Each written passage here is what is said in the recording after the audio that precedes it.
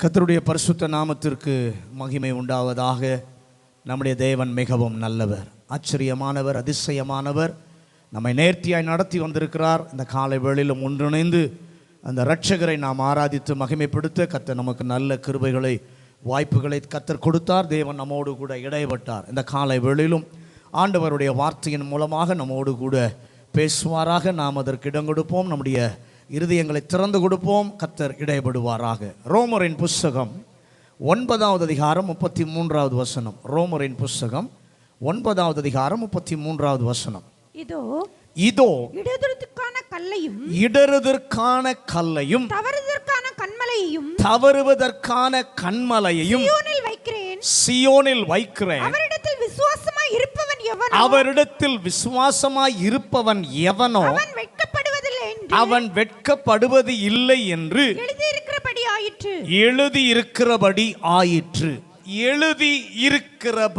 ஆயிற்று. என்ன ஆயிற்று? அவரில் விசுவாசமாய் இருப்பவன் எவனோ அனைவருக்கும் உரியது, விதிவிலக்கு யாருக்குமே இல்லை. பொதுவான வாக்குத்தத்த வார்த்தை தான், ஆனாலும் குறிப்பாக நடக்கிறது. அங்க வார்த்தை சொல்லப்பட்டிருக்கிறது, எழுதி இருக்கிறபடியே.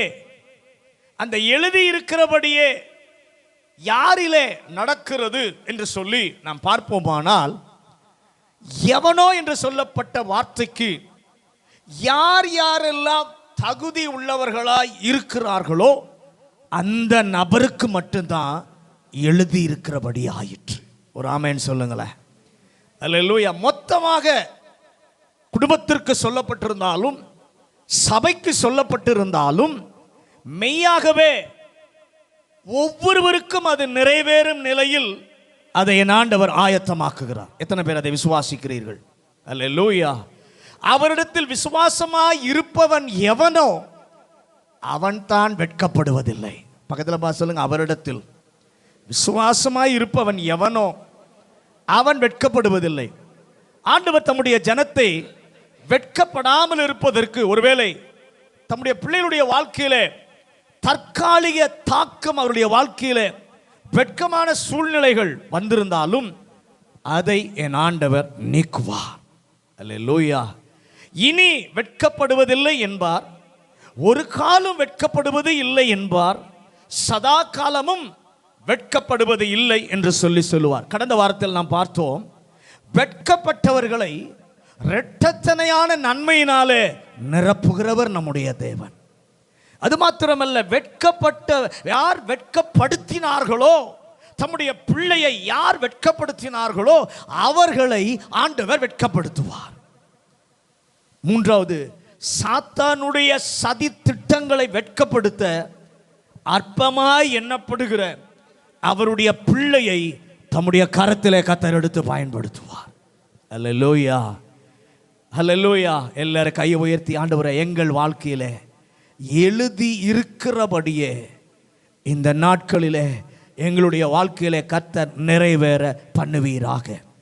தொடர்ந்து அந்த பகுதியை இந்த காலை வேளையிலே நாம் பார்க்க கர்த்தர் நமக்கு கிருபை செய்யட்டும். அவரிடத்தில் விசுவாசமாய் இருக்கிறவன் எல்லாரும் என்று சொல்லவில்லை, விசுவாசமாய் இருக்கிறவன்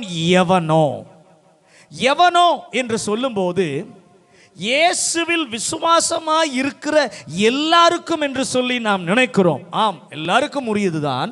ஆனால் அந்த விசுவாசம் ஆண்டவர் எவன் என்று குறிப்பிடுகிறாரோ, எதையோ உள்வைத்து குறிப்பிடுகிறாரா என்று சொல்லி கேட்டால் ஆம், எதையோ ஆண்டவர் உள்வைத்து என்ன பண்ணுகிறார்? குறிப்பிடுகிறார். மனிதனாய் பிறந்த அத்தனை பேருக்கும் நம்பும் ஆற்றல் உண்டு. எத்தனை பேர் நம்புகிறீர்கள்? மனிதனாய் பிறந்த எல்லாருக்கும் நம்புகிற ஒரு ஆற்றல் உண்டு. கர்த்தர் எல்லா மனிதருக்கும் ஏதோ ஒன்றை நம்புவதற்கு ஆற்றலை தந்திருக்கிறார். ஆனால் இயேசுவின் மூலம் நமக்கு கிடைத்தது நித்திய தேவன் மேலே வைக்கும் விசுவாசத்தை இயேசு நம்முடைய வாழ்க்கையிலே பிறப்பித்திருக்கிறார். அல்லேலூயா. அந்த விசுவாசம் இல்லாவிட்டால் இந்த இடத்துல நாம் இன்னைக்கு உட்கார்ந்திருக்க மாட்டோம். அந்த விசுவாசம் இல்லாவிட்டால் இந்த காலை வேளையிலே தேவனுடைய பிள்ளைகளாய் சேர்ந்து ஆராதிக்க இந்த இடத்திற்கு நாம் என்ன பண்ணி இருக்க மாட்டோம், வந்திருக்க மாட்டோம். அந்த விசுவாசம் இருப்பதினாலே தான் ஒன்று கூடி ஆராதிக்க கர்த்தர் நம்மை ஒன்றிணைத்திருக்கிறார். அல்லேலூயா. என்னுடைய வாழ்க்கையில விசுவாசம் இருக்கும்போது நிந்தை அவமானம் எப்படி குறுக்கிடலாம் என்று சொல்லி நாம் கேட்கலாம். அப்படி கேட்கும்போது வேதம் கூறுகிற விசுவாசம் நம்புவதை சொல்ல போனா நம்புவதற்கு, அவரையே சார்ந்திருப்பதற்கு வெறும் திறமை ஆற்றல் அல்ல. விசுவாசம் என்பது கிரியையிலே காண்பிக்க வேண்டும். பக்கத்துல சொல்லுங்க, விசுவாசம் என்பது கிரியையிலே காண்பிக்க வேண்டும். கிரியை இல்லாவிட்டால் விசுவாசம் இல்லை. கிரியை இல்லாத விசுவாசம் செத்தது என்று சொல்லி வேதத்தில் நாம் என்ன பண்ணுகிறோம், வாசிக்கிறோம். அப்போ விசுவாசமாய் இருக்கிறவன் எவனோ வெட்கப்படுவதில்லை என்றால், எவனோ என்று கோடிட்டு காட்ட காரணம், அந்த விசுவாசத்திலே ஆண்டவர் எதிர்பார்க்கிறதான கிரியை யாரிடம் இருக்கிறதோ அவன் வெட்கப்படுவது இல்லை. பக்கத்தில் பார்த்து சொல்லுங்க, கிரியை விசுவாசத்துல ஆண்டவர் எதிர்பார்க்கிற கிரியை எவரிடத்தில் இருக்கிறதோ அவர்கள் தான் வெட்கப்படுவதில்லை. அல்லேலூயா. அவர்கள் தான் ஒரு காலமும் வெட்கப்படுவதில்லை. அவர்கள் தான் சதா காலங்களிலும் வெட்கப்படுவது இல்லை. விசுவாசமானது நாம் நினைக்கிறோம் கிரி என்பது ஆண்டவர் சொன்னதை மட்டும் செய்வதுதான் என்று நினைக்கிறோம். அப்படித்தான். ஆனால் நம்முடைய சவாலுக்கு, நம்முடைய சூழ்நிலைக்கு, தேவன் கொண்டு போகிறதான பாதைக்கு பொருத்தமான ஒரு கிரியையை ஆண்டவர் வெளிப்பட செய்வார். ஆமென் சொல்லுங்களேன். அந்த கிரியை இருக்கும்போதுதான் கர்த்தருடைய செயல்பாட்டை, கர்த்தருடைய குறுக்கிடுதலை கொண்டு வருவது வெறும் நம்பிக்கை அல்ல. நம்பிக்கையோடு இணைந்திருக்கும் பொருத்தமான கிரியை நம்முடைய வாழ்க்கையிலே காணப்பட வேண்டும். எபிரேயரின் புத்தகம் 11வது அதிகாரத்தில் நீங்கள் வாசித்து பார்க்கும் பொழுது அங்கே விசுவாச வீரர்கள் பெயர்கள் அடங்கின அந்த புத்தகம், அந்த அதிகாரத்திலே விசுவாசத்தினாலே விசுவாசத்தினாலே என்று ஏராளமான வசனங்கள் சொல்லப்பட்டிருப்பதை நாம் பார்க்கிறோம். ஆனால் அதே அதிகாரத்தில் 3 முறை மற்றொரு வார்த்தை வருகிறது. அது என்னவென்று சொன்னால் வெட்கம், நிந்தை. விசுவாசத்தை குறித்து எழுதின அதே அதிகாரத்தில் அவமானம், நிந்தை, வெட்கம் என்னையாங்க அதை எழுதப்படுவதற்கு இடம் இருக்கிறது என்று கேட்டால், விசுவாசம் என்பது சில நேரத்தில் வெட்கம் வரக்கூடிய, சில நேரத்தில் நிந்தை வரக்கூடிய, சில நேரத்தில் தேவையில்லாத பழி சொல் வரக்கூடிய சூழ்நிலையிலே போகும்போது எப்படிப்பட்ட கிரியையை வெளிப்படுத்தும் என்பதை தேவன் எதிர்பார்க்கிறார்.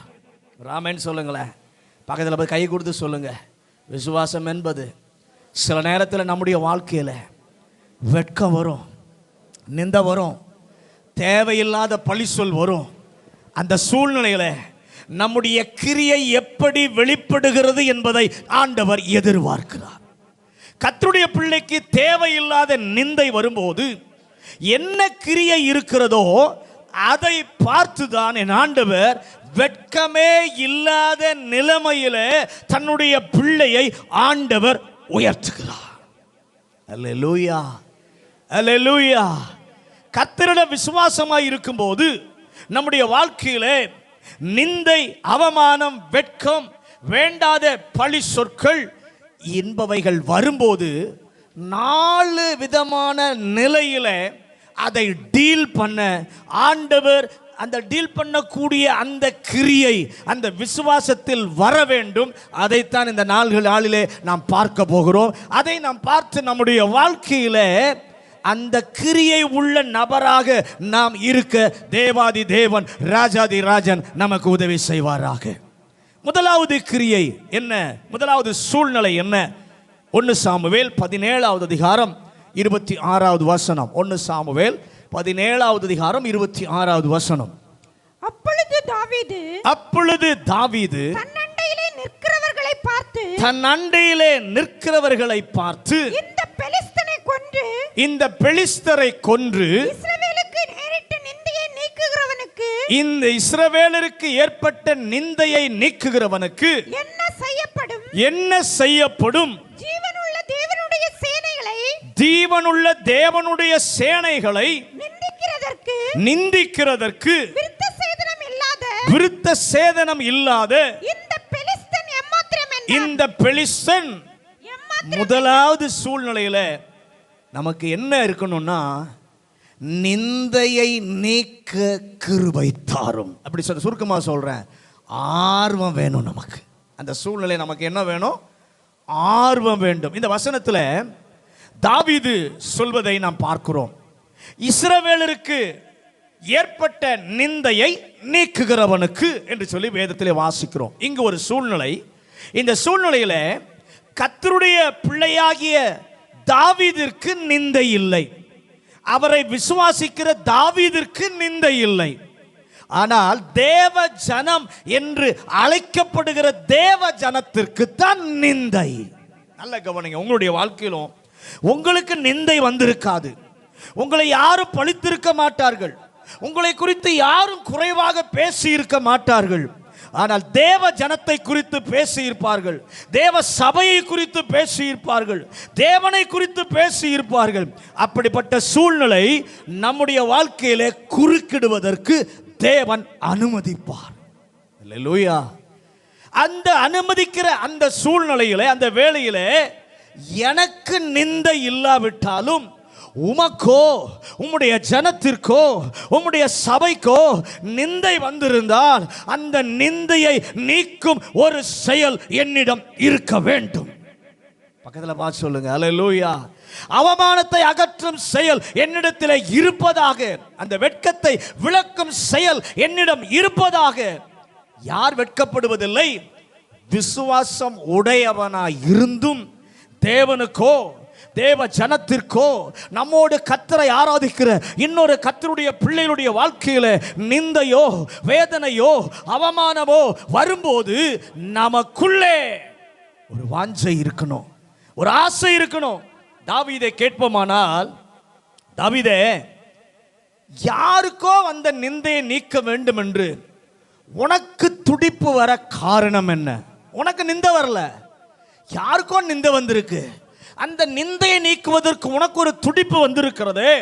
அந்த துடிப்பு வர காரணம் என்ன என்று சொல்லி கேட்டால் தாவீது சொல்லுவார், எனக்குள் ஒரு வைராக்கியம் இருக்கிறது. அல்லேலூயா. அந்த வைராக்கியம் அவனை நிந்தையை நீக்க செய்கிறது. ஒரு ஜெபத்தோடு இந்த காலை வேளையிலே ஆண்டவருடைய வார்த்தையை நாம் கேட்க தேவன் நமக்கு கிருபை தருவாராக. எனக்கு தலைகுனிவு இல்லை, ஆனால் உம்முடைய ஜனத்திற்கு தலைகுனிவு வந்தது என்றால் அதை நீக்க என்னால் முடிந்ததை நான் செய்ய வேண்டும்.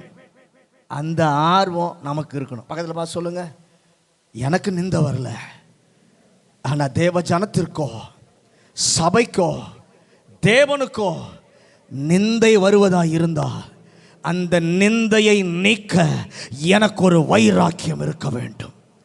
அல்லேலூயா. யார் வெட்கமடைவதில்லை? யாரிடத்தில் நிந்தையை நீக்க வேண்டும் என்ற ஆர்வம் இருக்கிறதோ அவன்தான் வெட்கப்படுவதில்லை. அல்லேலூயா. அந்த அதிகாரத்தில் நாம் வாசித்து பார்க்கும் பொழுது நன்றாக நாம் கவனிக்க முடியும். அந்த அதிகாரத்தில் பார்க்கும் பொழுது அவன் இருந்த கவன் கல்லை எடுத்து கர்த்தருடைய விசுவாசத்தை கரத்தில் எடுத்து இஸ்ரவேலுக்கு ஏற்பட்டதான நிந்தையை தாவீது நீக்கினான். தனக்கு இருந்ததை வைத்து தன்னால் முடிந்ததை கர்த்தர் மேல் உள்ள விசுவாசத்தில் செய்தான். அந்த செயல் நிந்தையை நீக்கினது. அல்லேலூயா. கர்த்தர் அவனை வெட்கப்படுத்த வைத்தாரா? இல்லை. கோலியாத் நினைச்சிருப்பான், ஏன் சவுல் கூட நினைச்சிருப்பான், இவ்வளவு சின்ன பையன், இவன் எப்படி சமாளிப்பான், எப்படி இவனை மேற்கொள்ளுவான்? கோலியாத் நினைச்சிருப்பான், நான் எவ்வளோ பெரிய ஆள், எனக்கு 24 விரல் இருக்கு, இது வரைக்கும் என்னை வந்தவங்களெல்லாம் நான் ஜெயிச்சிருக்கேன், இவன் இவ்வளோ பெருசா இவ்வளோ சின்ன ஆளாக என்கிட்ட வரானே, எப்படி என்னை சமாளிக்க போறான்னு கோலியாத்து கூட மனதில் நினைத்திருப்பான். ஆனால் தாவீதை வெட்கமடைய செய்யவில்லை என் ஆண்டவராகிய இயேசு. ஏன் தெரியுமா? மற்றவர்களுக்கு வந்த நிந்தையை நீக்க அவனுக்குள்ளே ஒரு ஆர்வம் இருந்தது, அவனுக்குள்ளே ஒரு வைராக்கியம் இருந்தது. ஆகவே தாவீதை வெட்கப்பட என் தேவன் விடவில்லை. ராஜாவுக்கே மருமகனாக கர்த்தர் மாற்றினார். அல்லேலூயா. 2 சாமுவேல் 1 வசனம். 2 சாமுவேல் 1 கில்போவா மலைகளே, உங்கள் மேல் பனியும் மழையும் பெய்யாமலும் காணிக்கைக்கு ஏற்ற 2 சாமுவேல் 1:21. 2 சாமுவேல் 1:21 வாசிங்க. கில்போவா மலைகளே, உங்கள் மேல் பனியையும் மழையையும் பெய்யாமலும் இராமலும் போவதாக பராக்கிரமசாலிகளோட கேடகம் அவமதிக்கப்பட்டது.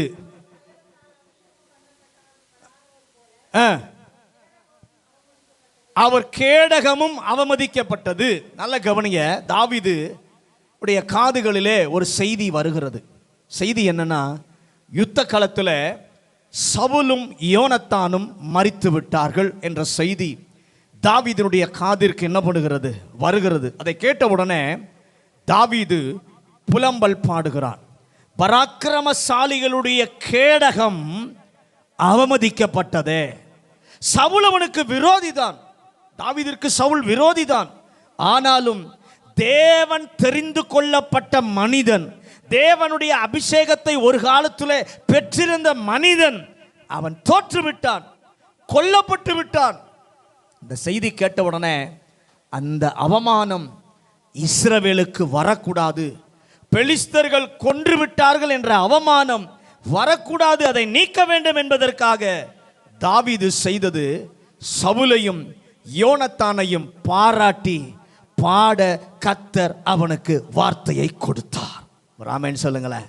சவுலை யார் அடக்கம் பண்ணினார்களோ அவர்களுக்கு நன்மை செய்ய தாவீதிற்கு கர்த்தர் மனதை கொடுத்தார். நீங்க 2 சாமுவேல் 21 இன்னொரு நிகழ்ச்சியை பார்க்கிறோம். இஸ்ரவேலிலே தேசம் முழுவதும் கொடிய பஞ்சம், அநேகர் மடிந்து போகிறார்கள். ஆண்டவரிடம் காரணம் கேட்கிறார் தாவீது. சவுல் கிபியோனிற்கு செய்த உடன்படிக்கையினுடைய மீறலே காரணம் என்று சொல்லி ஆண்டவர் உணர்த்துகிறார். அந்த மக்களை அழைத்து எப்படி ஈடு செய்வது என்று சொல்லி கேட்டார்கள். சவுலின் குடும்பத்தில் மீதியாயிருக்கிற ஆண் மக்களை எல்லாம் கொடுங்கள் என்று சொல்லி சொல்லுகிறார்கள். இருந்தவர்களை பிடித்து கொடுத்தான், மேவிபோசத்தை தவிர அத்தனை பேரையும் கிபியோனியர் தூக்கு போட்டு விட்டார்கள். அவர்கள் உடல்கள் வெளியில் இருந்தது. ஆகாயத்து பறவைகள் அவைகளை உட்கொள்ளாதபடி ஒரு ஸ்திரீ அதை காத்து வந்தாள் என்று சொல்லி பார்க்கிறோம். அந்த சங்கதி தாவீதிற்கு தெரிந்தவுடனே துரோகியின் குடும்பத்திற்கு நடந்தது, தனக்கு தீமை செய்தவனுடைய குடும்பத்திற்கு நடந்தது என்று சொல்லி தாவீது நினைக்கவில்லை.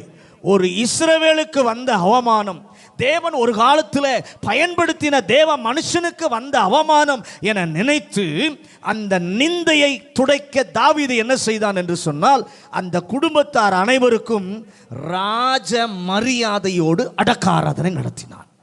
அல்லேலூயா. இவர்கள் அனாதைகள், தூக்கி எறிய ஒருவரும் இல்லை என்ற அவப்பெயர் வராதபடி நிந்தையை நீக்க தாவீது செய்தான். அல்லேலூயா.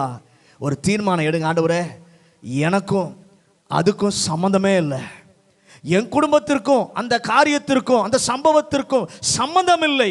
ஆனால் உம்மை அறிந்த ஒரு ஜனம், உம்மை அறிந்த ஒரு சபை, உம்மை அறிந்த ஒரு கூட்டம் நாமம் தூஷிக்கப்படும் என்றால் அந்த நிந்தையை பார்த்து இன்பம் காண்கிற ஆளாக இல்லையப்பா. அந்த நிந்தையை அகற்ற நேரடியாக என்னாலே போக முடியாவிட்டாலும் அகற்ற வேண்டுமே என்ற துடிப்பு உள்ள நபராய் இருக்க, ஆர்வமுள்ள நபராய் இருக்க கர்த்தர் கிருபை தருவீராக. அல்லேலூயா. தாவீது அதை செய்தான். ஆண்டவர் அவனை எப்படி கனப்படுத்தினார்? வாசிங்க 2 சாமுவேல் 22வது அதிகாரம் 1வது வசனம். 2 சாமுவேல் 22வது அதிகாரம் 1வது வசனம். கர்த்தர் தாவீதை அவனுடைய எல்லா சத்துருக்களின் கைக்கும் சவுலின் கைக்கும் நீங்களாக்கி விடுவித்த போது அவன் கர்த்தருக்கு முன்பாக பாடின பாட்டு. நல்ல கவனிங்க, அந்த வசனம் சொல்லுது, தாவீதை அவனுடைய சத்துருக்கள் எல்லாருடைய கைக்கும் நீங்களாக்கி கர்த்தர் விடுவித்தார். எப்ப தெரியுமா? மற்றவர்களுடைய தேவ ஜனத்தினுடைய நிந்தையை நீக்க தாவீதுக்குள்ளே இருந்த வைராக்கியம் இருந்துச்சு பாருங்க. அதை பார்த்த கர்த்தர் தாவீதுக்கு இருந்த எல்லா சத்துருக்களுடைய கைக்கும் விலக்கி விடுவித்தார். இன்னொரு வசனம் வாசிங்க, 2 சாமுவேல் 23:1 வாசிங்க. 2 சாமுவேல் 23:1. தாவீதினுடைய கடைசி வார்த்தைகள் மேன்மையாய் உயர்த்தப்பட்டு யாக்கோபுடைய தேவனால் அபிஷேகம் பெற்று இஸ்ரவேலின் சங்கீதங்களை இன்பமாய் பாடின ஈசாயின் குமாரனாகிய தாவீது என்னும் புருஷன் சொல்லுகிறதாவது, நல்ல கவனிங்க, மேன்மையாய் உயர்த்தப்பட்டு யாக்கோபின் தேவனாலே அபிஷேகம் பண்ணப்பட்டு இஸ்ரவேலின் சங்கீதங்களை இன்பமாய் பாடின ஈசாயின் குமாரனாகிய தாவீது என்னும் புருஷன் சொல்லுகிறதாவது, கர்த்தர் தாவீதை வெட்கமடையாமல் அவனை வெட்கப்படுத்த எத்தனையோ பேர் எதிரிட்டு வந்தார்கள். வெட்கமடையாமல் அவன் என் இருதயத்திற்கு ஏற்றவன் என்று சொல்லும் நிலையிலே மேன்மைப்படுத்த காரணம், நிந்தையை நீக்குகிறவன் வெட்கம் அடைவது இல்லை. 2 சாமுவேல் 3வது அதிகாரம் 1வது வசனத்தை வாசிங்க. 2 சாமுவேல் 3வது அதிகாரம் 1வது வசனம்.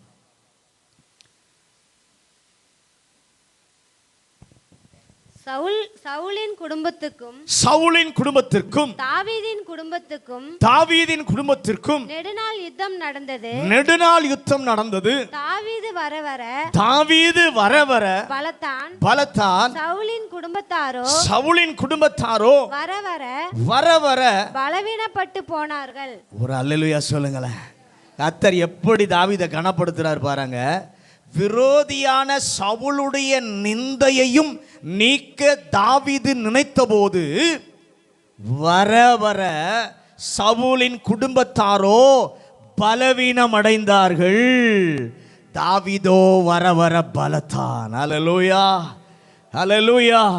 இந்த காலை வேளையில் ஆண்டவரே, மனதில் எனக்குள்ளே ஒரு வைராக்கியத்தை தாரும் ஆண்டவரே, எனக்குள்ளே ஒரு ஆர்வத்தை தாரும். உம்முடைய ஜனத்தின் மேலே நிந்தை, அவமானம், அவசல் வந்திருந்தால் அதை எப்படியாவது அகற்ற வேண்டுமே என்று முயற்சிக்கிற ஒரு துடிப்பை கர்த்தர் தருவீராக. நெகேமியாவின் புத்தகம் 1வது அதிகாரம் 3வது வசனம். நெகேமியா 1வது அதிகாரம் 3வது வசனம். அதற்கு அவர்கள் சிறையிருப்பில் மீந்திருக்கிறவர்கள் அந்த தேசத்திலே மகா தீமையும் நிந்தையும் அனுபவிக்கிறார்கள். எருசலேமின் அலங்கம் இடிபட்டது, நல்ல கேளுங்க. எருசலேமினுடைய அலங்கம் இடிபட்டதினாலே நிந்தையை அந்த ஜனங்கள் அனுபவிக்கிறார்கள். அவர்கள் அவமானத்திலே வாழ்கிறார்கள் என்று நினைத்த நெகேமியா அவன் செய்யக்கூடியது என்ன அப்படின்னு சொல்லி பார்க்கும் பொழுது உபவாசித்தார். கர்த்தருடைய சமூகம் உட்கார்ந்து இந்த நிந்தை நீங்க வேண்டுமே என்று ஜெபித்தான். அதோடு கூட இல்லாமல் நெகேமியா 2வது அதிகாரம் 17வது வசனம். நெகேமியாவின் புத்தகம் 2வது அதிகாரம் 17வது வசனம். பின்பு நான் அவர்களை நோக்கி எருசலேம் பாழா இருக்கிறதையும் அதன் வாசல்கள் அக்கினியால் சுட்டெரிக்கப்பட்டிருக்கிறதையும் நாம் இருக்கிற சிறுமையையும் பார்க்கிறீர். நாம் இனி நிந்தைக்கு உள்ளாயிராதபடி எருசலேமின் அலங்கத்தை கட்டுவோம் வாருங்கள் என்று சொல்லி. நல்ல கவனிங்க. உபவாசித்து ஜெபம் பண்ணா கர்த்தருடைய பாதம் அமர்ந்து இந்த நிந்தை நீங்கணுமேன்னு ஜெபம் பண்ணா அதோடு விட்டுறல, தன்னோடு இருந்த சில ஜனங்களை அழைத்து கொண்டு நாம் இனி நிந்தைக்கு உள்ளாகாதபடி எருசலேமின் அலங்கத்தை கட்டுவோம் வாருங்கள் என்று தன்னோடு இருந்த சிலரை அழைத்து கொண்டு நிந்தையை நீக்க முயற்சி எடுக்கிறார். உள்ளத்தில் அந்த வைராக்கியத்தை ஏற்படுத்த ஆண்டவரை இடமளிக்க எங்களுக்கும் கர்த்தர் கிருபை தருவீராக. அவன் குறுக்கே சன்பல்லாத் வந்தான், தொபியா வந்தான். எத்தனையோ பேர் அவமானத்தை கொண்டு வர நினைத்தார்கள். என் தேவன் அது எல்லாம் ஜெயிக்க விடாமல் நெகேமியா எடுத்த காரியம் முடியும்படி என் ஆண்டவர் செய்தார். அல்லேலூயா, அல்லேலூயா.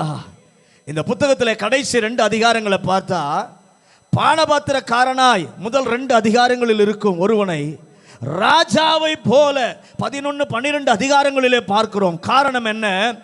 நிந்தையை நீக்குகிறவன் எவனோ அவன் வெட்கமடைவதில்லை, கனமடைவான். தானியேலின் புஸ்தகம் 9வது அதிகாரம் 16வது வசனமும் 20வது வசனமும். தானியேலின் புஸ்தகம் 9வது அதிகாரம் 16வது வசனமும் 20வது வசனம். ஆண்டவரே,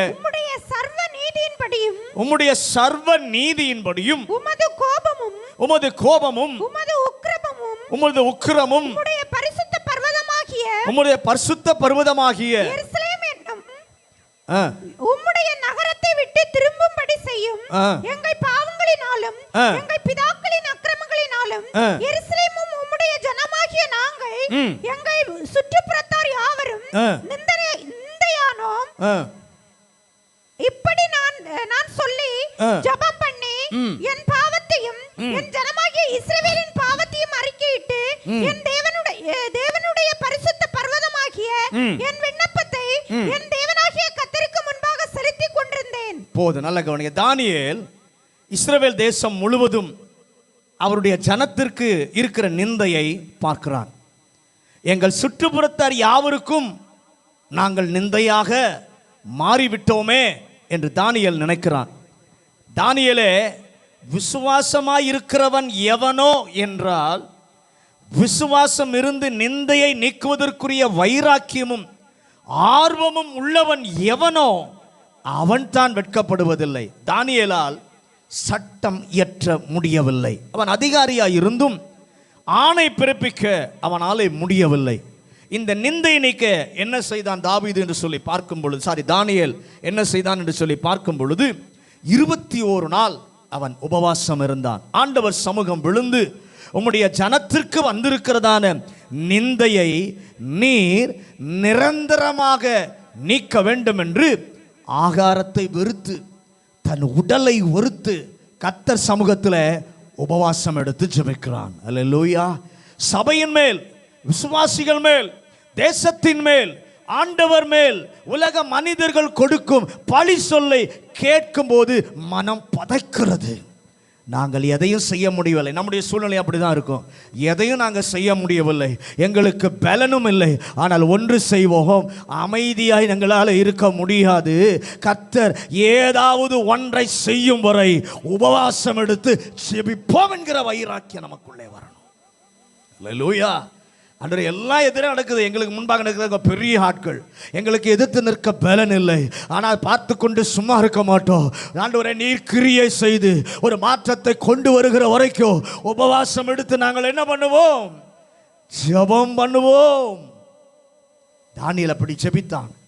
கர்த்தர் அவனை வெட்கமடைய வைத்தாரா? ஒரு கட்டத்திலும் வெட்கமடைய கர்த்தர் விடவே இல்லை. அல்லேலூயா. கர்த்தர் தானியேலை எப்படி கனப்படுத்தினார்? எந்த ஒரு தீர்க்கதரிசிக்கும் காண்பிக்காத இஸ்ரவேலுடைய எதிர்காலத்தை குறித்ததான விவரங்களை தானியேலுக்கு கர்த்தர் வெளிப்படுத்தினார். எத்தனையோ தீர்க்கதரிசிகள் இருந்தாங்க, அவங்களுக்கெல்லாம் வெளிப்படுத்தாததை, இஸ்ரவேலுடைய எதிர்காலத்தை குறித்த எல்லா காரியங்களையும் ஆண்டவர் தானியேலுக்கு தான் வெளிப்படுத்தினார். எசேக்கியேலின் புத்தகம் 14வது அதிகாரம் 14வது வசனம். எசேக்கியேல் 14:14. அப்பொழுது நோவா தானியேல், யோபு ஆகிய இம்மூன்று புருஷரும் அதன் நடுவில் இருந்தாலும் அவர்கள் தங்கள் நீதியினால் தங்கள் ஆத்துமாக்களை மாத்திரம் தப்பிப்பார்கள் என்று கர்த்தராகிய ஆண்டவர் சொல்லுகிறார். கடைசி காலத்துல கொடிய காலத்திலே தானியன் என்பவன் இருந்தாலும் தன் ஆத்துமாவை மீட்டுக் கொள்வானே தவிர உலகத்தை மீட்க முடியாது என்று சொன்னார். உம்முடைய ஜனத்தின் மேல் வரும் நிந்தையை நீக்க, அவமானத்தை நீக்க, ஏதாகிலும் செய்ய, கிரியை செய்ய எங்களுக்கு இந்த காலை வேளையிலே கர்த்தர் உதவி செய்வாராக. இரண்டாவது சூழ்நிலை 69வது சங்கீதம் 7வது வசனம். சங்கீதம் 69:7.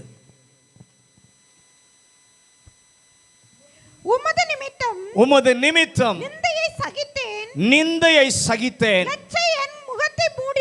லட்சை என் முகத்தை மூடிற்று. இரண்டாவது சூழ்நிலை என்ன தெரியுமா?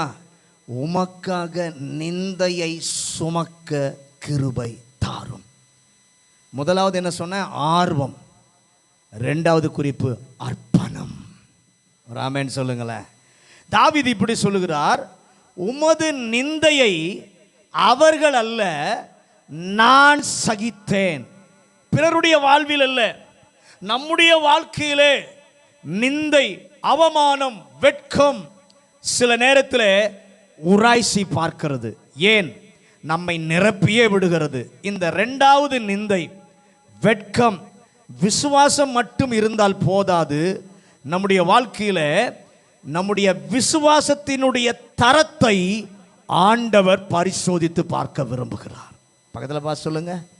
இரண்டாவது சூழ்நிலையில் நம்முடைய விசுவாசத்தினுடைய தரத்தை ஆண்டவர் பரிசோதித்து பார்க்க விரும்புகிறார். பரிசோதித்து பார்க்கிற சூழ்நிலைகளிலே ஒன்று என்ன தெரியுமா? எதிர்பாராத பேச்சு நம்மை நோக்கி ஆண்டவர் வர செய்வார். நீங்கள் எடுக்காததை கொடுக்க வேண்டிய சூழ்நிலையை கர்த்தர் கொண்டு வருவார்.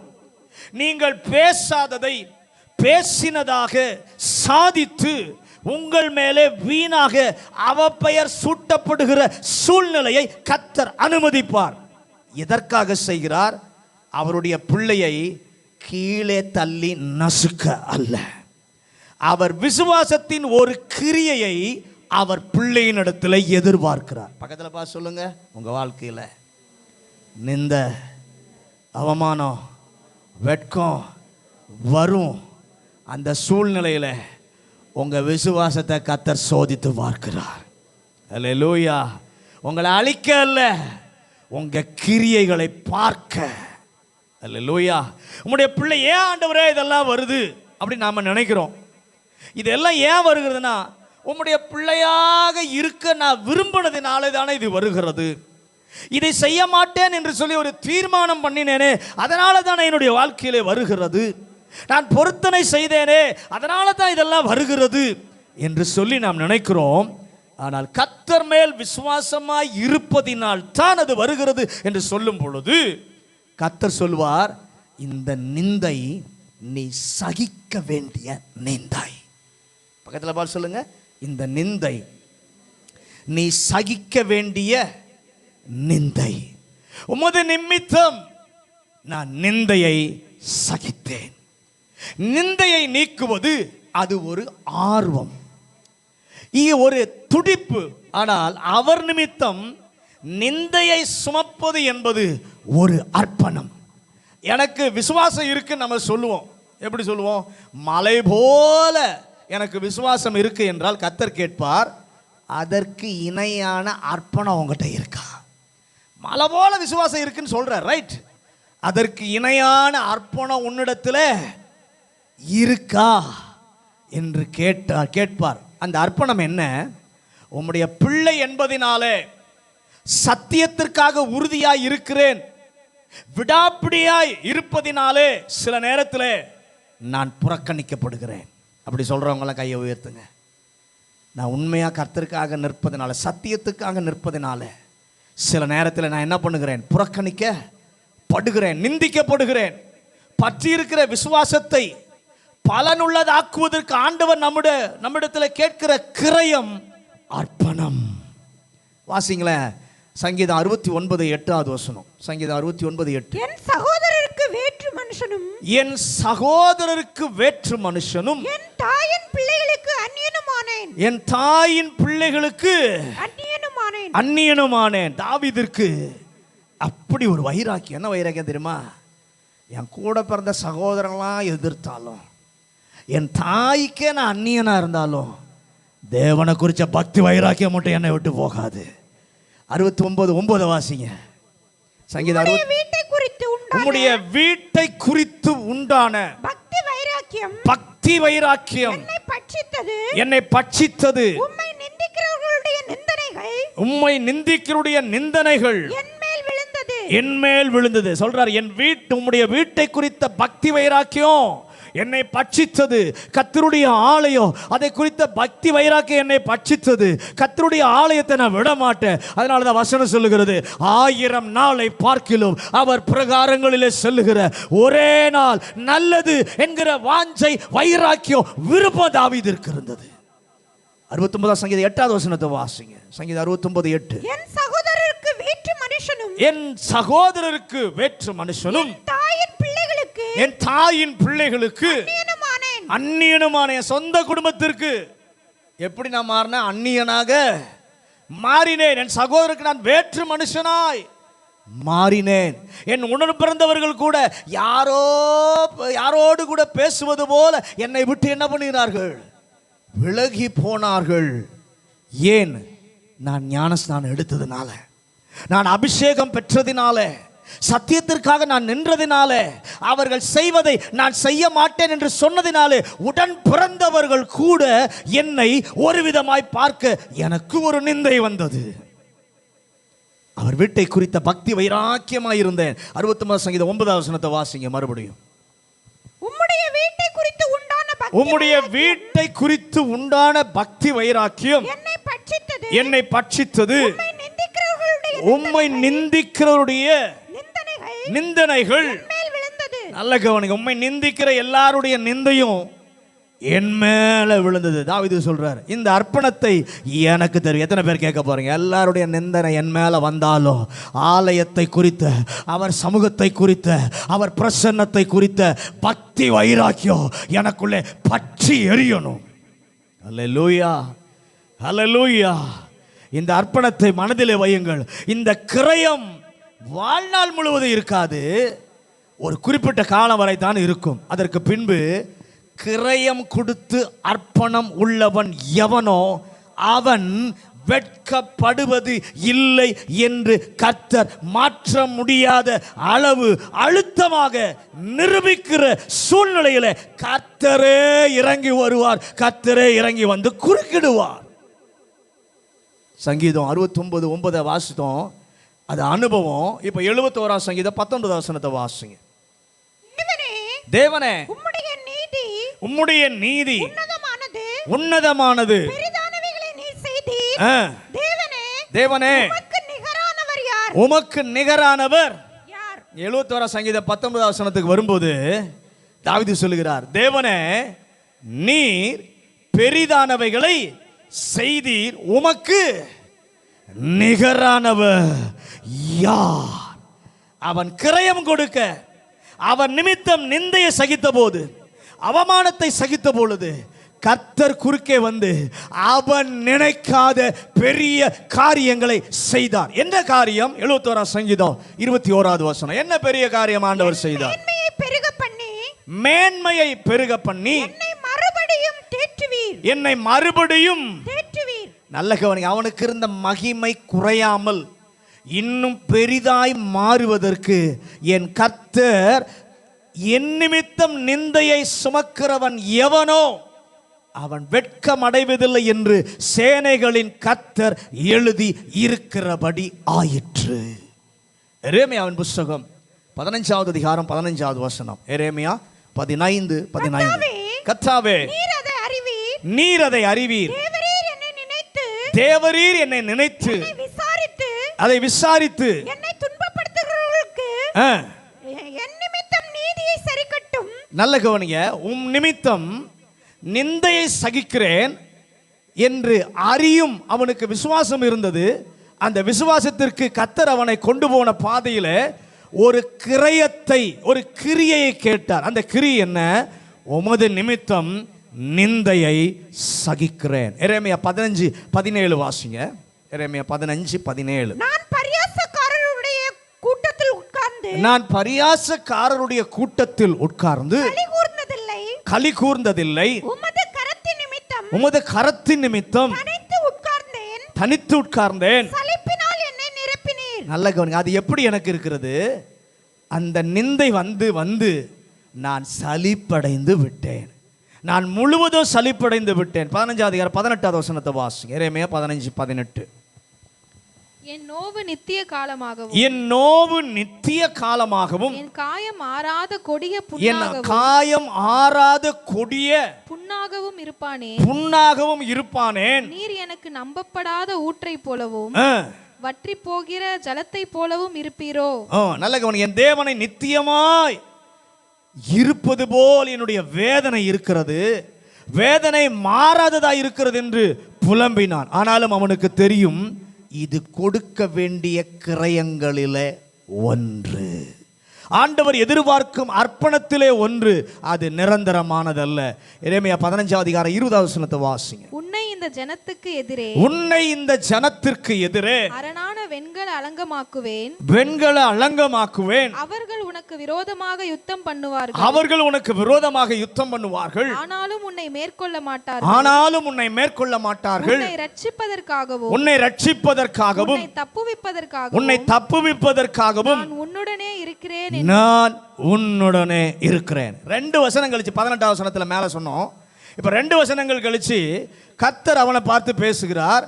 நான் கேட்ட கிரயத்தை கொடுத்து நிந்தையை எனக்காக நீ சகித்தாயே, உன்னை இந்த ஜனத்திற்கு எதிரே வெண்கல அலங்கமாக மாற்றுவேன். அல்லேலூயா. உன்னோடு யுத்தம் செய்கிறவர்கள் ஒருவரும் உன்னை மேற்கொள்வது இல்லை. உன்னை ரட்சிக்க தப்புவிக்க நானே உனக்கும் கூட தான்பா இருக்கிறேன். அந்த கிரயத்தை கொடுக்கும்போது அவர் சத்தியத்தின் நிமித்த நிந்தை அனுபவிக்கிற சூழ்நிலையில என்னை கைவிட்டு விட்டீர் என்று சொல்லி நீங்க நினைக்காதீங்க. அவர் உங்களோடு தான் இருக்கிறார். எரேமியாவோடு கூட இருந்த கர்த்தர் தம் பிள்ளைகள் ஒவ்வொருவரோடும் கூட கர்த்தர் இருக்கிறார். எத்தனை பேர் அதை விசுவாசிக்கிறீங்க? ஹல்லேலூயா, ஹல்லேலூயா.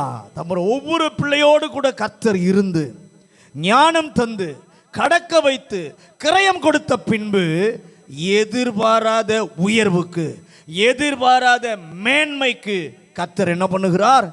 கொண்டு வருவார். எரேமியா 20:8 வசனமும் 11 வசனமும் வாசிங்க. எரேமியா 20:8 11 நான் பேசினது முதற்கொண்டு கதறுகிறேன். கொடுமை என்றும் பால் கடிப்புக்கு என்று சத்தமிட்டு கூறுகிறேன். நான் கூறின கர்த்தருடைய வார்த்தை நாள்தோறும் எனக்கு நிந்தையும் பரியாசமும் ஆயிற்று. நல்ல கவனம். இதை போன்ற ஒரு சூழ்நிலை எரேமியாவுக்கு மீண்டும் வந்து கதறுகிறான். உமது நிமித்த நாள்தோறும் நிந்தை நான் என்ன பண்ணுகிறேன்? என்னைக்கே ஒரு நாள் இல்லை, தினந்தோறும் அவர் நாமத்தினால என்ன பண்ணுகிறேன்? நிந்தையை நமக்கு என்னைக்காவது ஒரு நாள் வந்தாவே தாங்க முடியல, அதுக்கே பதபதிக்கிறோம், புலம்புகிறோம். ஆனால் எரேமியாவுக்கு எப்படியா? நாள்தோறும் நிந்தையை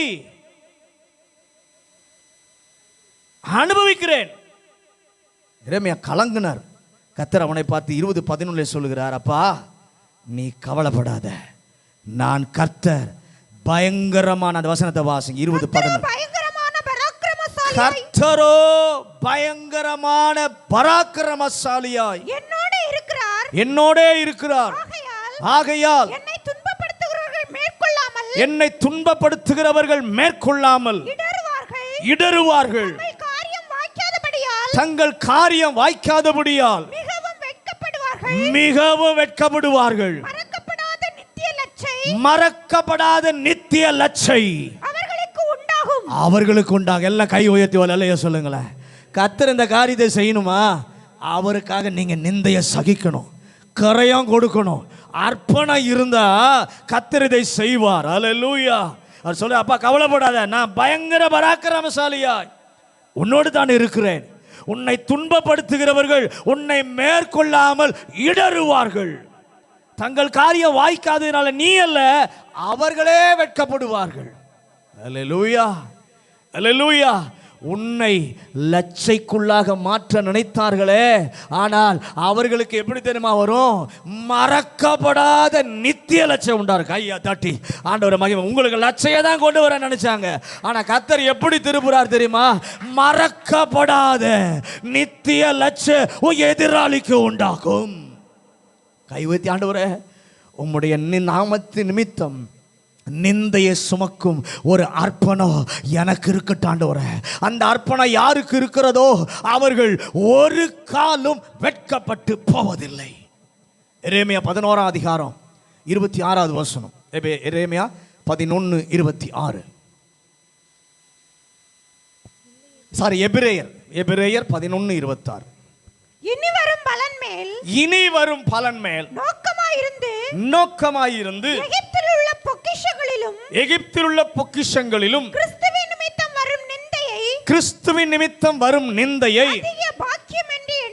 அதிக பாக்கியம் என்று மோசே குறித்து வாசிக்கிறோம். எகிப்தின் பாவ சந்தோஷங்களை அனுபவிப்பதை பார்க்கிலும் தேவ பிள்ளைகளோடு கூட துன்பம் அனுபவிப்பதை அவன் தெரிந்து கொண்டு 26 சொல்லுகிறது, கிறிஸ்துவின் நிமித்தம் வரும் நிந்தையை அதிக பாக்கியம் என்று எண்ணினான். கர்த்தருடைய நாமத்தின் நிமித்தம் அழைத்த அழைப்பிலே நீங்கள் நான் உண்மையாயிருக்க வேண்டும்.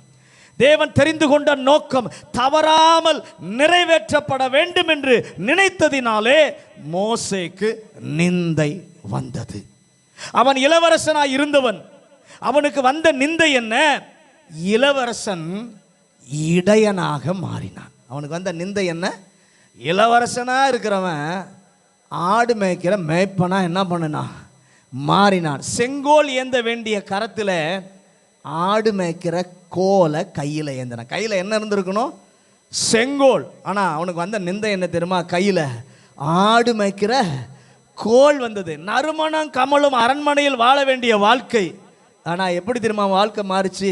நாற்றம் எடுக்கும் ஆட்டு கூட்டத்தோடு இருக்க அதே நிலையிலே இருக்க வாழ்நாள் முழுவதும் விட்டாரா? இல்லை, என் தேவன் விடவில்லை. அவன் நினையாத நேரத்தில் அவனை தேடி வந்து நிந்தையை சுமந்த அவனை என் தேவன் அவனுக்கு கொடுத்த கனம் வேற யாருக்கும் கர்த்தர் கொடுக்கல. என்ன கனம் தெரியுமா? அவனை குறித்து சாட்சி சொல்கிறார், என் வீட்டில் மோசேயை போல சாந்த குணமுள்ளவன் யாரும் இல்லை. எப்பேற்பட்ட கனத்தை ஆண்டவர் கொடுப்பார். என் வீட்டில் மோசே போல சாந்த குணமுள்ளவன் யாரும் இல்லை. அல்லேலூயா. உண்மை உள்ளவனும் இல்லை என்று சாட்சி சொல்லும் அளவிற்கு கர்த்தர் மோசேயை கனப்படுத்தினார்.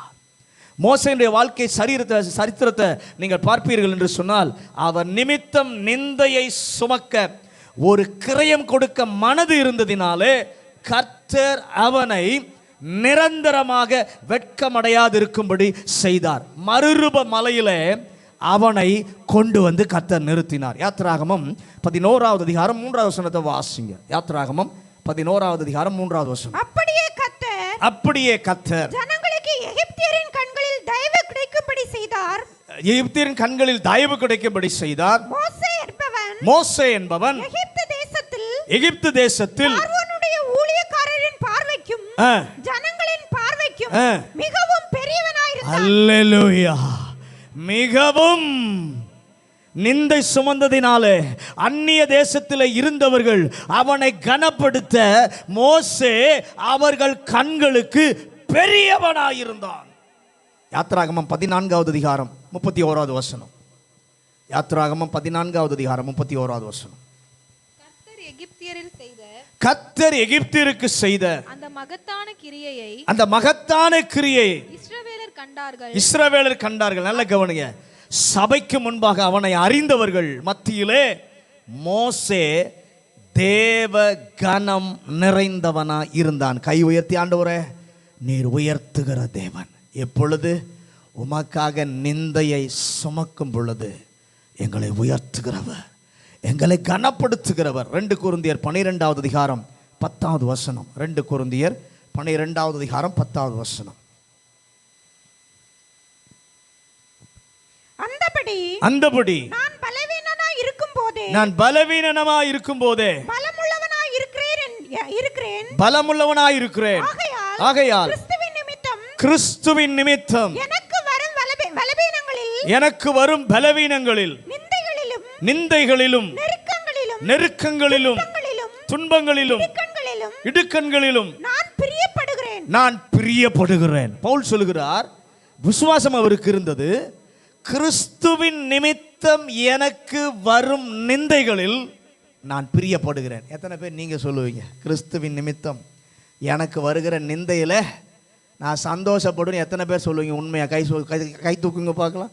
உண்மையா கிறிஸ்துவின் நிமித்தம் வருகிற நிந்தைகளிலே பார்த்தீங்களா விருப்பம் இருக்காது. ஆனால் பவுல் சொல்றாரு, கிறிஸ்துவின் நிமித்தம் வருகிற நிந்தைக்காக நான் பிரியப்படுகிறேன், ஆசைப்படுகிறேன். அந்த லெவலுக்கு இன்னும் நாம யாரும் வரல. அந்த லெவலுக்கு இன்னும் நாம யாரும் வரல. அந்த நிந்தை வந்தால் சகித்து கொள்கிறேன் என்று வேண்டுமானால் சொல்லுவோம். நிந்தை வந்தா சகித்து கொள்கிறேன் என்று வேண்டுமானால் எல்லாரும் என்ன பண்ணுவோம், சொல்லுவோம். ஆனால் பவுல் ஒருபடி கடந்து வரணும்னு சொல்றார். அந்த நிந்தை வரத்துக்கு நான் பிரியப்படுகிறேன், நான் ஆசைப்படுகிறேன். அந்த ஒரு மேலான ஒரு லெவலுக்கு வர பவுல் என்ன பண்ணுகிறார், நமக்கு இந்த காலை வேளையில் சொல்லுகிறார். அல்லேலூயா, ஆமென் சொல்லுங்களேன். சொல்லுங்க நல்ல சத்தமா, ஆமென். அனுபவித்ததால் அதை சொல்ல முடியும். அனுபவிச்சாதான் சொல்ல முடியும், அப்படி தானே? அனுபவிக்காம சொல்ல முடியுமா? அனுபவித்தால் தான் நம்மால என்ன பண்ண முடியும், சொல்ல முடியும்.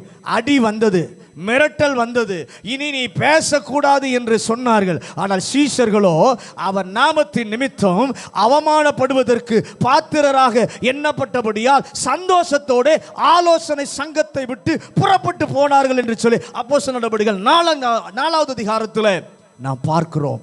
உமது நாமத்தின் நிமித்தம் அந்த கிரயம் கொடுக்க, அந்த நிந்தை, அந்த அவமானத்தை சகிக்க எனக்கு கிருபைத்தாருன்னு சொல்லுகிறேன். கை உயர்த்தி, ஆண்டவரே உம்முடைய நாமத்தின் நிமித்தம் வருகிற நிந்தையை, அவமானத்தை, வெட்கத்தை சகிக்க எங்களுக்கு ஒரு கிருபை தாரும். அதுக்கு அந்த கிரையை நாங்கள் கொடுக்கணும் ஆண்டவரே. அந்த கிரயத்தை கொடுக்க கிருபை தாரும். அவர் பிள்ளையாக இருந்து சத்தியத்தை கைவிடாது இருந்தால் பணியாற்ற இடத்துல எல்லாரும் நம்மளை ஏளனம் செய்வாங்க. வசனத்தின்படி நம்ம வாழ்ந்தா, கர்த்தருடைய பிள்ளையா நம்ம இருந்தா, வேலை செய்கிற இடத்துல எல்லாரும் என்ன பண்ணுவாங்க, நம்ம ஏளனமாய் பேசுவாங்க. உடன் பிறந்தவர்களும் நம்மை பரியாசம் செய்வார்கள். கொஞ்ச நாளைக்கு தான் கர்த்தர் உங்களை யார் பரியாசம் பண்ணாங்களோ, ஏளனமாக பேசுனாங்களோ, அவங்க முன்னாடி கர்த்தர் உங்களை கனப்படுத்தி காண்பிப்பார். ஏன்? அவர் வார்த்தை உண்மை உள்ளது. மத்தேயு 5வது அதிகாரம் 11வது வசனத்தை வாசிங்க. மத்தேயு 5வது அதிகாரம் 11வது வசனம். என் நிமித்தம் உங்களை நிந்தித்து துன்பப்படுத்தி பலவித தீமையான மொழிகளை உங்கள் பேரில் பொய்யாய் சொல்வார்களானால் பாக்கியவானாய் இருப்பீர்கள். இந்த பூமியில இருக்கும் போதே பாக்கியவான்களாக இருக்க கர்த்தர் செய்கிறார். அல்லேலூயா. 1 பேதுரு 4வது அதிகாரம் 16வது வசனம். 1 பேதுரு 4வது அதிகாரம் 16வது வசனம். ஒருவன் கிறிஸ்தவனாய் இருப்பதினால் பாடுபட்டால் வெட்கப்படாமல் இருந்து அது நிமித்தம் தேவனை மகிமைப்படுத்த கடவன். பக்கத்துல இப்ப இந்த வசனத்தை கையை கொடுத்து நம்ம எல்லாரும் சொல்ல போறோம். சொல்லுங்க, ஒருவன் கிறிஸ்தவனாய் இருப்பதினால் பாடுபட்டால் அவன் என்ன வரும்? வெட்கப்படாமல் இருந்து அதின் நிமித்தம் தேவனை மகிமைப்படுத்த. அப்ப கிறிஸ்தவனா இருந்தா என்ன வரும்? பக்கத்தில் பார்த்து சொல்லுங்க, கிறிஸ்தவனா இருந்தா என்ன வரும்? பாடு வரும். அந்த பாட நீங்க அவருக்காக சகித்தால் உயர்ந்த கணத்தை கர்த்தர் கொடுப்பார். மேன்மையானதை கர்த்தர் உங்களுக்கு என்ன பண்ணுவார்? கொடுப்பார். எங்கள் தேவனே, உமக்காக இந்த பூமியில் நாங்கள் பாக்கியவான்களாய் இருக்க, உமது நாமத்தினாலே வருகிற நிந்தையை சகிக்க பாடுபட்டால் சந்தோஷமாக ஏற்றுக்கொள்ள எங்களுக்கு ஒரு ஆர்வத்தை கர்த்தர் தருவீராக. அந்த கிருபையை தாரும் என்று சொல்லி எல்லாரும் அப்படியே ஒரு அர்ப்பணிப்போடு எல்லாரும் முழங்கார் போடு. நேரம் ஆயிடுச்சு. இன்னும் ரெண்டு குறிப்பு தான் பேசினேன். கர்த்தர் நல்லவர். முதலாவது, ஒரு ஆர்வம் நமக்கு வேணும். ஒரு கர்த்தருடைய பிள்ளைக்கோ, தேவனுடைய சபைக்கோ, தேவனுக்கோ நிந்தை வருகிற ஒரு காரியம் இருக்குமானால் அந்த நிந்தையை நீக்க என்னால் முடிந்ததை நான் செய்வேன் என்கிற ஒரு வைராக்கியம் வேணும். ஆண்டவர்கிட்ட இந்த காலை வேளையில கேளுங்க, ஆண்டவரே நிந்தையை நீக்குவதற்குரிய கிருபையை எனக்கு தார் ஆண்டவரே. ஒருவேளை நேரடியாக என்னால் போக முடியாவிட்டாலும் நான் கர்த்தருடைய பாதத்தில் அமர்ந்து நிந்தையை நீக்குவதற்காக, தேவ ஜனத்தினுடைய நிந்தை நீக்குவதற்காக, தேவ ஜனத்தினுடைய அவமானம் நீங்குவதற்காக, தேவ ஜனத்தினுடைய வெட்கம் நீங்குவதற்காக நான் பாரப்பட்டு ஜெபிப்பேன். ரெண்டாவது அர்ப்பணம். முதலாவது ஆர்வம், ரெண்டாவது ஆண்டவரே. முத காரியத்தில் ஆர்வம் எப்போ தெரியுமா? நிந்தை உங்களுக்கு வரல, லட்சம் உங்களுக்கு வரல, வெட்கம் உங்களுக்கு வரல, பிறருக்கு தான் வந்துச்சு. அந்த பிறருக்கு வருகிறத நீக்க உங்களுக்கு ஒரு ஆர்வம் இருக்கணும். ரெண்டாவது அர்ப்பணம் வேணும். என்ன தெரியுமா? நிந்தை யாருக்கும் இல்லை, கிறிஸ்துவின் நிமித்தம் நிந்தை உங்களுக்கு தான், பாடு உங்களுக்கு தான். அதில் ஆண்டவரே அர்ப்பணத்தோடு அந்த நிந்தையை நான் சகிக்க எனக்கு கிருபை தாரும். தேவ பிள்ளைகளுடைய வாழ்க்கையில கர்த்தர் அதை அனுமதிப்பார். எதுக்கு தெரியுமா? உன்னுடைய விசுவாசத்தினுடைய கிரியையை கர்த்தர் பரிசோதித்து பார்க்க விரும்புகிறார். உங்க வீட்டில் இருக்கவங்களே உங்களை ஏளனம் பண்ணலாம், பரியாசம் பண்ணலாம். கூட வேலை செய்கிறவங்க உங்களை ஏளனமா பார்க்கலாம், ஏளனமா பேசலாம். கிறிஸ்துவுக்காக நிந்தைய சத்தியத்திற்காக நீங்க உறுதியா நின்று அவருடைய நாமத்தின் நிமித்தம் பாடுபட்டால் நீங்க பாக்கியவான்கள். அந்த நிந்தையை சகிக்கிற ஒரு கிருபை எனக்கு தாராண்டவரே, எங்களுக்கு தாராண்டவரே. ஆர்வத்தை தாரும், அர்ப்பணத்தையும் எங்களுக்கு கர்த்தர் தாரும். யார் இதுக்கு ஒப்பு கொடுக்க போறீங்க? ஆண்டவரே எனக்கு ஒரு ஆர்வம் தாரும். மற்றவருடைய தேவ ஜனத்தினுடைய சபையினுடைய தேவன் மேலே வருகிற நிந்தையான பேச்சுக்களை நீக்குவதற்கு எனக்கு ஒரு ஆர்வத்தை கர்த்தர் தாரும்.